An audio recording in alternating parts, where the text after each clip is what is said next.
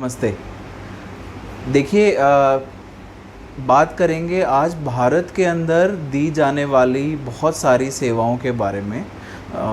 जैसे एक ख़ास ऑर्गेनाइजेशन जिसका नाम है ड्रग प्राइस कंट्रोल ऑर्गेनाइजेशन। ये करती क्या है? ये करती है दवाइयों के प्राइस, जो मैक्सिमम कैप प्राइस है उसको सेट करती है, उसको रोक के रखती है। मैं आपको एक एग्ज़ाम्पल देता हूँ। 2 दिन पहले ज़ाम्बिया अफ्रीका में एक देश है, वहाँ से एक पेशेंट ने कंसल्ट किया। डायबिटीज़ था और डायबिटीज़ के लिए उस पेशेंट को इंसुलिन की ज़रूरत थी।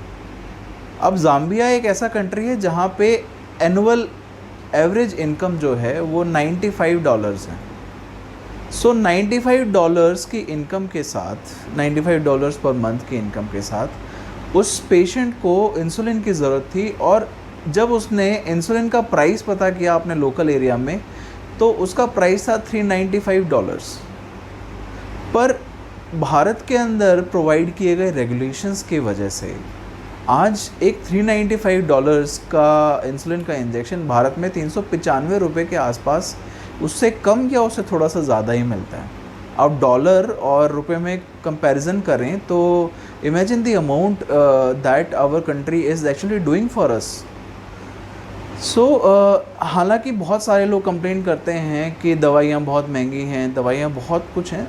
ऑनेस्टली दवाइयाँ और कहीं ज़्यादा महंगी हो सकती हैं, और कई सारे देश जो अदरवाइज़ स्ट्रगल कर रहे हैं, अपना एक जनरेट नहीं कर पा रहे हैं इतना स्पाइन कि वो फाइट कर सकें इस ड्रग प्राइस से, उसके मुकाबले भारत ने, हमारे देश ने इन दवाइयों के दाम को कंट्रोल करने में बहुत बहुत ज़्यादा सक्सेसफुली काम किया है। और इसकी हमें सोचना चाहिए कि हमें कितना अच्छा एक देश मिला है जिसके अंदर सरकार एक्चुअली सोचती है कि हमारा गरीब मरीज़ कैसे निभाएगा। इवन पेटेंटेड मेडिसिन्स जो अदरवाइज़ बाहर काफ़ी ज़्यादा महंगे डॉलर्स में मिलती हैं, वो भारत के अंदर सस्ती मिल जाती हैं। हालांकि पेटेंटेड दवाइयाँ थोड़ी महंगी होती हैं, बट फिर भी बाहर के मुकाबले बेहद सस्ती।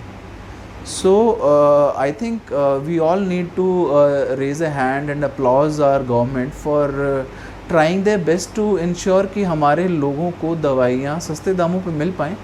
हालांकि ये भी परेशानी है कि हम लोग उसको अफोर्ड नहीं कर पा रहे हैं हर बार, बट स्टिल इसका मतलब ये नहीं है कि गवर्नमेंट कोशिश नहीं कर रही है। Government is really trying hard and I applause for that. Thank you.